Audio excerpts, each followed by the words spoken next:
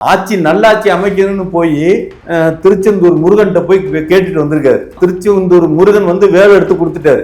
ஆமா, பேச்சை கேட்காதனால வேலை எடுத்து குத்திரு அப்படின்னு சொல்லியிருக்காரு. அதனால வேலையோட வந்திருக்காரு.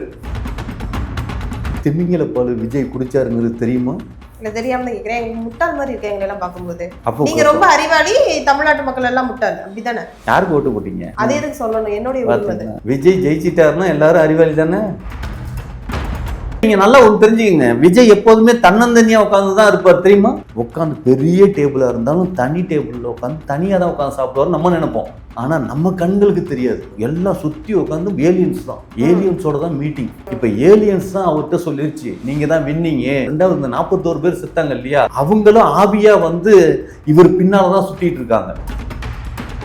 4 கோடி பேர் ஓட்டு போட்டிருக்காங்க. அவ்வளவு பேரும் விஜய்க்கு ஓட்டு போடல. விஜய்க்கு கும்பலா கூடி நின்னதே வந்து ஒரு 5 லட்சம் பேர் தான். இந்த 5 லட்சம் பைத்தியகார செயலை பார்த்துட்டு, ஒரு தற்குறிகளை பார்த்துட்டு டோட்டல் தமிழ்நாடு பீப்புள்ஸ் இப்படிதாங்கிறத முடிவு பண்றது எந்த விதத்துல சரி? அந்த தற்குறியை உருவாக்குனது யாருன்னு தான் நான் இப்ப கேட்டேன். இப்ப விஜய் கட்சி ஆரம்பிச்சு எத்தனை வருஷம் ஆச்சு? அந்த கட்சி ஆரம்பிச்சு 3 வருஷம் தான் ஆகுது. 3 வருஷத்துல யாரு தமிழ்நாட்டுல ஆட்சி செஞ்சா? 3 வருஷத்துல டிஎம்கே. அப்ப இவங்க தற்குறி ஆகிறதுக்கு யாரு காரணம்? ஐயா சத்யராஜ் ஐயா வரைக்கும் யோசிக்காம சொல்லுவாரு, சட்டத்துல கொஞ்சம் திருத்த சட்டம்னு போட்டு கல்யாணம் இல்லாத உறவுகளுக்கு உட்படும் அப்படின்னு. முன்னாடி எல்லாம் வந்து விபச்சார வழக்குன்னு சொல்லி கைது பண்ணி கூட்டிட்டு போவாங்க. இப்ப எங்கேயாவது யாரையாவது விபச்சார வழக்குன்னு இருக்கு? இப்போ சத்யராஜ் மகள் சொன்னதை வந்து ஆதரிக்கிறீங்களா? நான் வந்து ஆதரிக்கிறேன்னா, இந்த நாட்டுல இருக்கிற முக்காவாசி பேர் ஆதரிக்கிறாங்க. ஆமா, நான் எதிர்க்கலாமா? நாடு நாசமா போறதுக்கு நீங்க எல்லாம் சப்போர்ட்.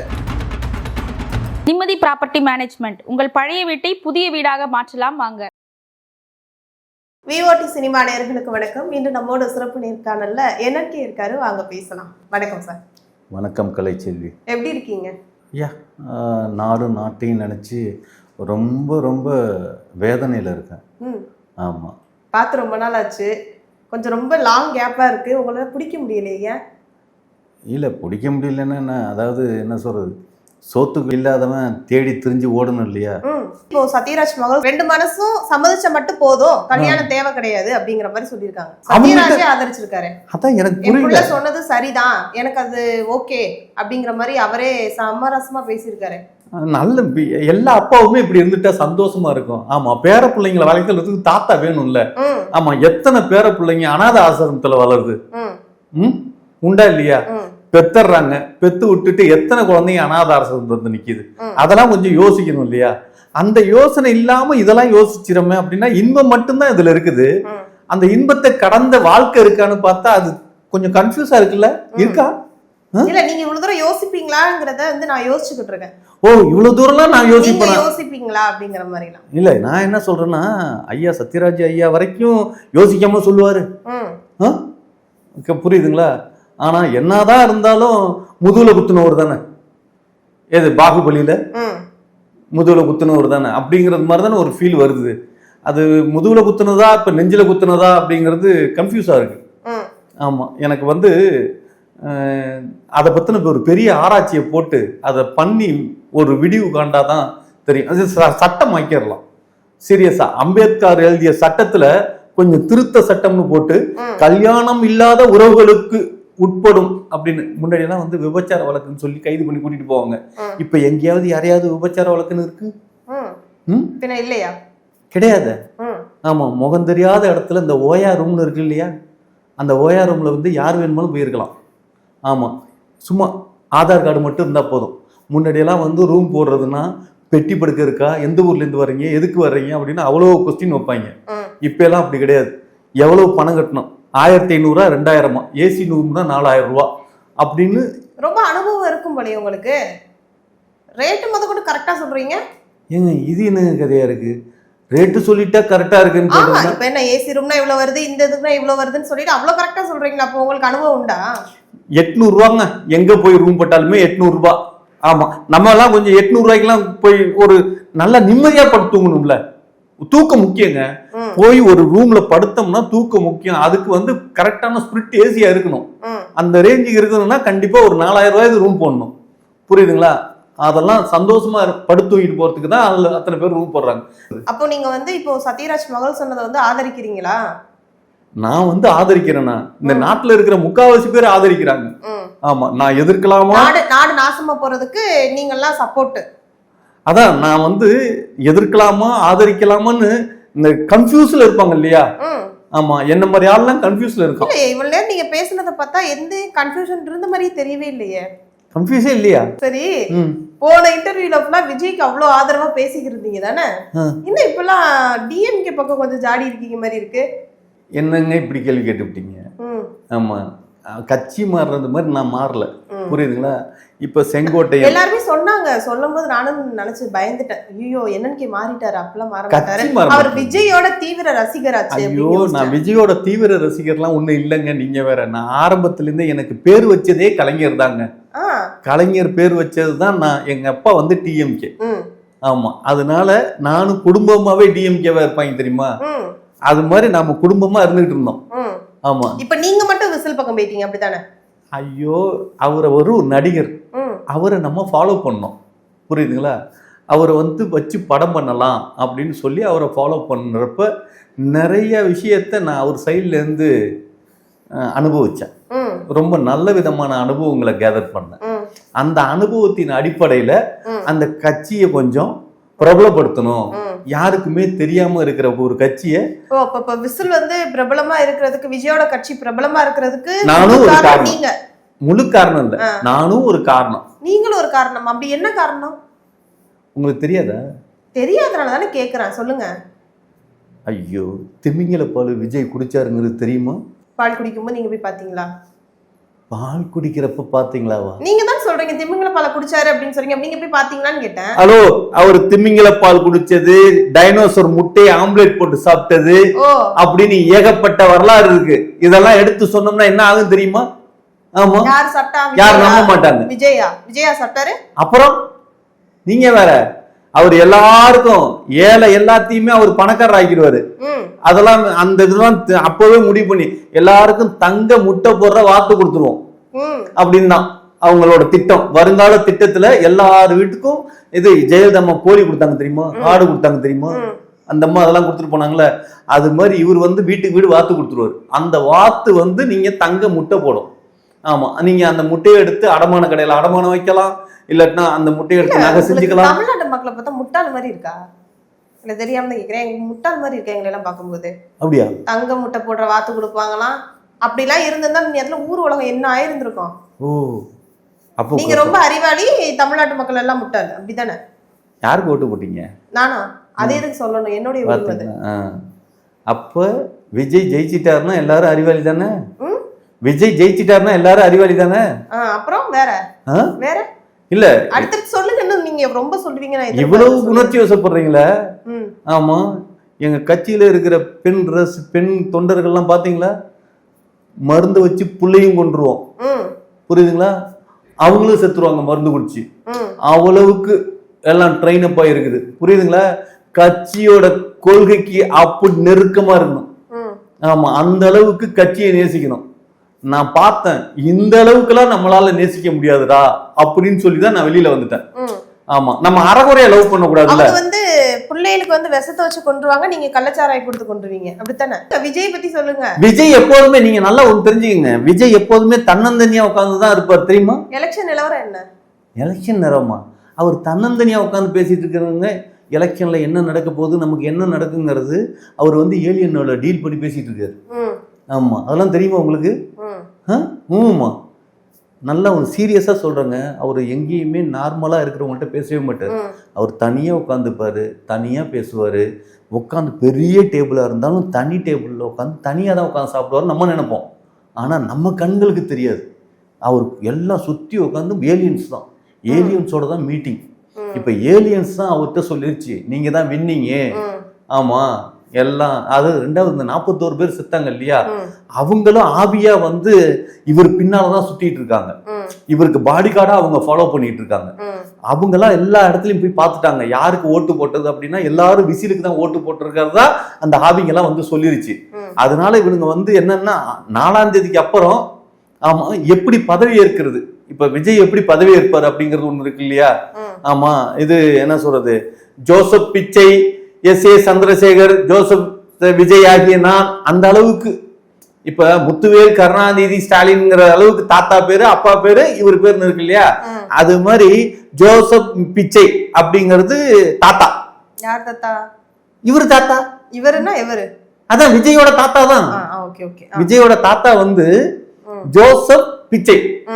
ஆமா, பிச்சைன்னா நம்ம என்ன சொல்றது, இந்த கூகுள் பிச்சை இருக்காப்லையா, அந்த மாதிரி அவங்க தாத்தாவும் ஒரு பிச்சை. இந்த வார்த்தை பேசினாலும் கொஞ்சம் யோசிச்சு பேசுங்க, மக்கள் பாத்துக்கிட்டு இருக்காங்க. ஐயோ, கூகுள் பிச்சை இருக்கா, போக முடியாது. நான் சொல்றது புரியுதுங்களா? பிச்சைன்னா உடனே பிச்சைக்காரன் நினைச்சிடாதீங்க. பிச்சைங்கிறது ஒரு பேரு, புரியுதுங்களா? கூகுள் பிச்சை எப்படியோ அதே மாதிரி அவங்க தாத்தா வந்து சோஜப் பிச்சை, ஜோசப் பிச்சை. அந்த ஜோசப் பிச்சை இருக்காரு இல்லையா, எஸ்ஏசி சந்திரசேகர் வந்து அப்பா. ஜோசப் பிச்சை, எஸ்ஏசி சந்திரசேகர், அப்புறம் பேர் வச்சுக்கிட்டார் இல்லையா முகமது ஜோசப் விஜய் ஆகிய நான் அப்படின்னு இவர் இவ்வளவு நீளத்துக்கு சொல்றப்ப அங்க சபாநாயகர் போதுன்ட்டார்னா என்ன ஆகும்னு தெரியல. அதுதான் இப்ப எனக்கு டென்ஷனா இருக்குது. இவர் வந்து நான் வந்து பதவி ஏற்கிறப்ப பதவி ஏத்துக்க மாட்டாங்க, அது வேற விஷயம். ஆமா, பதவி ஏற்கிறதுக்கு முன்னாலே இப்பவே எல்லாம் ஃபைனல் பண்ணிட்டாங்க. ஆமா, பதவி ஏத்து தான் பதவிக்கு போகணுமா, பதவி ஏற்காமே பதவிக்கு போயிடலாம் அப்படின்னு. அதனால வந்து ஆட்சி நல்லாட்சி அமைக்கணும்னு போய் திருச்செந்தூர் முருகன்கிட்ட போய் கேட்டுட்டு வந்திருக்காரு. ஆமா, திருச்செந்தூர் முருகன் வந்து வேலை எடுத்து கொடுத்துட்டாரு. ஆமா, பேச்சை கேட்காதனால வேலை எடுத்து குத்திரு அப்படின்னு சொல்லியிருக்காரு. அதனால வேலையோட வந்திருக்காரு. மாற்றம் டிஎம்கே போகணும்னு உங்களுக்கு புரியல? டிஎம்கேக்குள்ள போறேன்னு சொல்லிட்டு எப்பயில இருந்து இந்த மாற்றம்? எப்பயில இருந்து? ஏங்க, நான் ஆரம்பத்துல இருந்தே டிஎம்கேல தாங்க இருந்தேன். இடையில இவங்களுக்கு ஒரு சப்போர்ட் பண்ணுவோமே, அத போய் நீங்க சப்போர்ட் பண்ணிட்டீங்க, திரும்ப வெளியில வந்துட்டீங்களா? வெளியில வந்ததுன்னா கரெக்டா அந்த தேர்தல் தேதி, இன்னைய தேதிக்கு தேர்தல் அறிவிச்சாங்க இல்லையா, தேர்தல் அறிவிக்கிற நாள்னு ஒண்ணு இருந்தது இல்லையா, அன்னைய தேதிக்கு நான் திமுகவுக்கு வந்துட்டேன். ரொம்ப ஓப்பனா சொல்றேன். சொல்லுங்க. ஆமா, கண்டிப்பா இவங்க தோத்துவாங்க தெரியும். யாரு? தாவேகா தான். எப்படி சொல்றீங்க? கன்ஃபார்ம். எப்படி சொல்றீங்க, அத சொல்லுங்க. அவங்களோட செயல்பாடெல்லாம் பார்த்தோன்னே பயங்கரமா இருக்குது. அவங்களோட தற்கூரி கூட்டம்னு ஒண்ணு இருக்கு இல்லையா, தற்கூரி கூட்டம்ல, ஆமா ஆச்சரியக்குறி கூட்டம். ஐயோ, ஆமா தற்கூரின்னு அது தப்பு தப்பு தப்பு, ஆச்சரியக்குறி.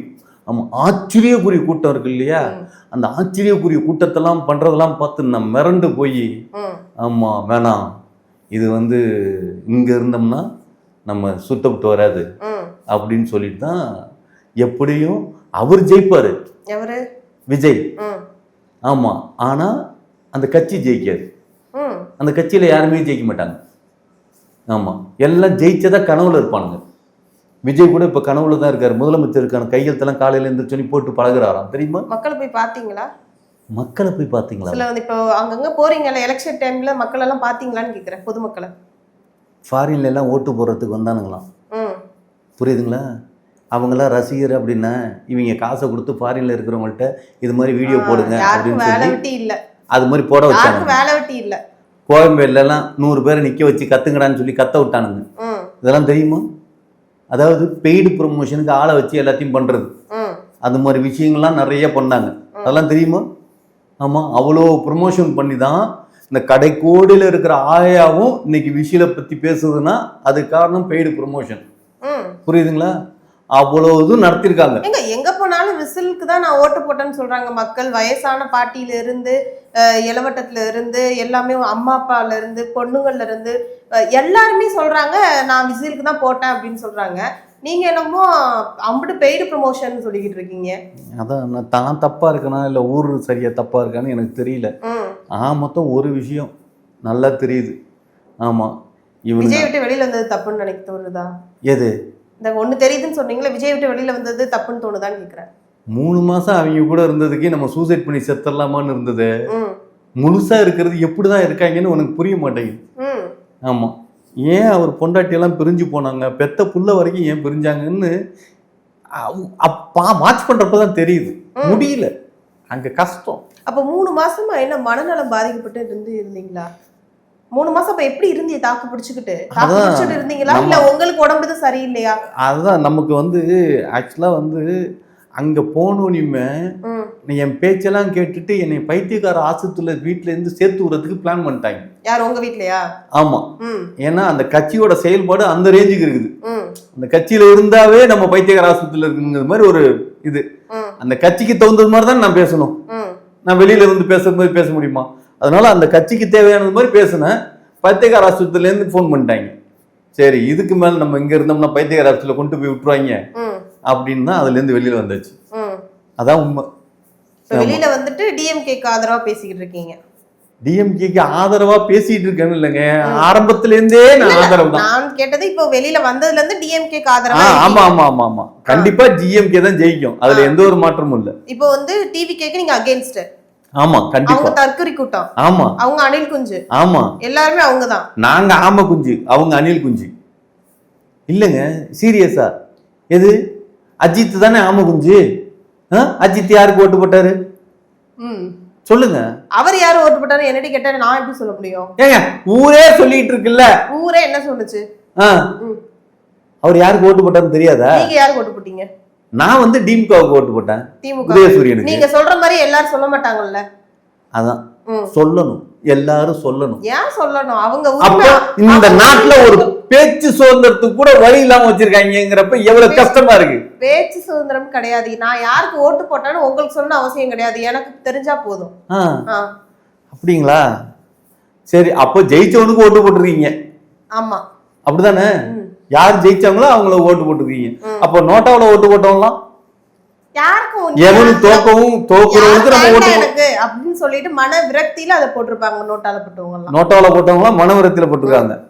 நீ வந்து எனக்கு நல்லது பண்ண போறது கிடையாது, நீ வந்து எனக்கு நல்லது பண்ண போறது கிடையாது, எப்படியா இருந்தாலும் நீ ஏமாத்த தான் போறீங்க, நீங்க யாருக்கும் நான் போடலன்னு சொல்லிட்டு போட்டிருப்பாங்க. அப்போ எல்லாருமே நோட்டாவுக்கு ஓட்டு போட்டா நல்லது தானே? நல்லதுதான். ஏன் போட மாட்டேங்கிறாங்க?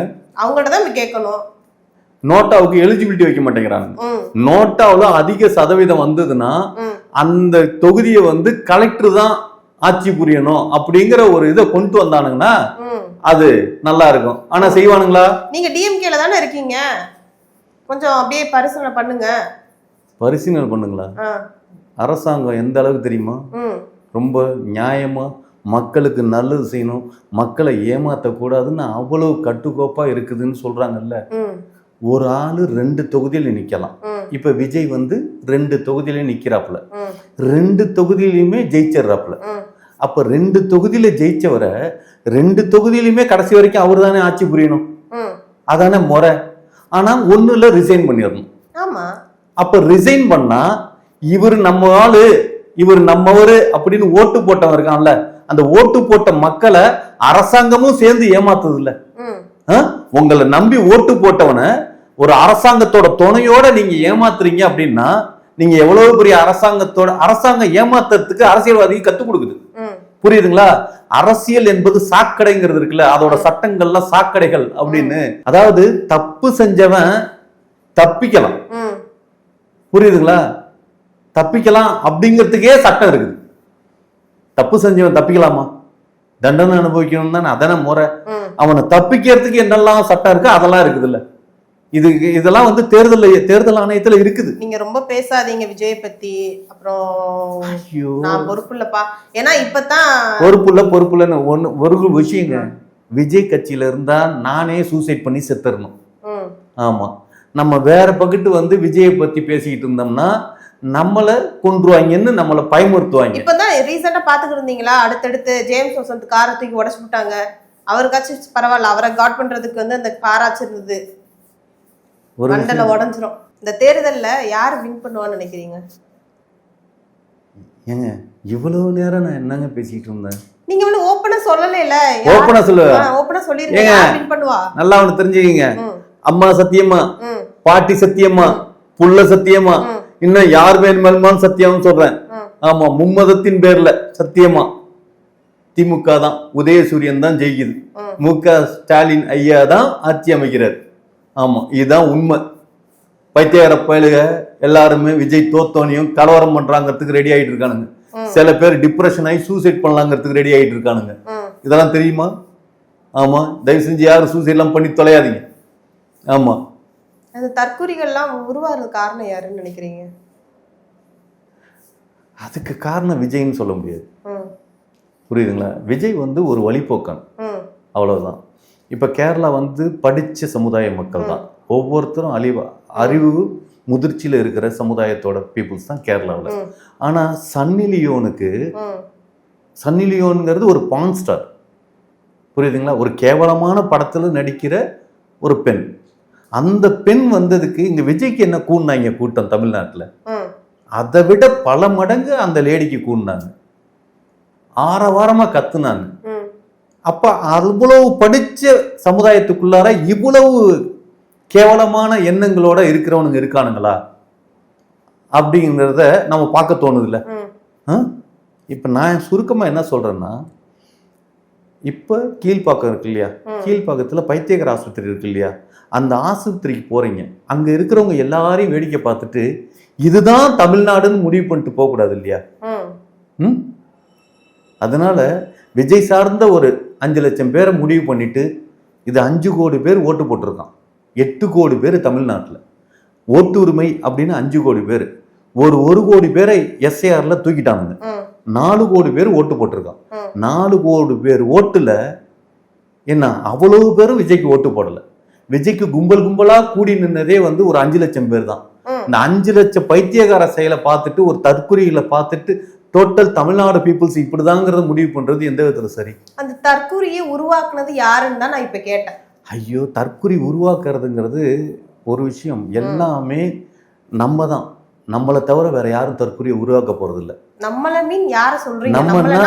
நம்மன்னா இப்ப நான் நம்மளன்னு சொன்னா என்னை சார்ந்தவங்களுக்கு தோணும். அதே நீங்க உங்களை நம்மளன்னு சொன்னீங்கன்னா நம்மளன்னா நம்மால் உருவாக்கப்பட்ட ஒரு ஏடிஎம்கே ஆட்சி தான் எடப்பாடி இருந்தாரா?